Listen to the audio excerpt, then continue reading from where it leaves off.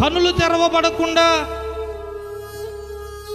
చెవులు తెరవబడకుండా, హృదయము తెరవబడకుండా వాక్యాన్ని చదివే వారికి దేవుని వాక్యం అంటే బోరు కొట్టింది. వాక్యాన్ని వినేవారికి ఇంకెప్పుడైపోయిద్దా సమయం అనిపిస్తుంది. కానీ నూతన హృదయము తెచ్చుకొని పశ్చాత్తాప హృదయముతో తెరవబడి కన్నులు కలిగిన వారైతే ఇంకా కాస్తంతసేపు దేవుని వాక్యాన్ని చదవాలి అనిపిస్తుంది.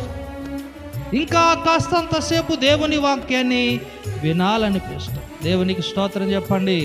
దైవ లేఖనాలు చెప్తున్నాయి, దేవుని వాక్యము జుంటె తేనె దారాల కన్నా కూడా మధురమైనది.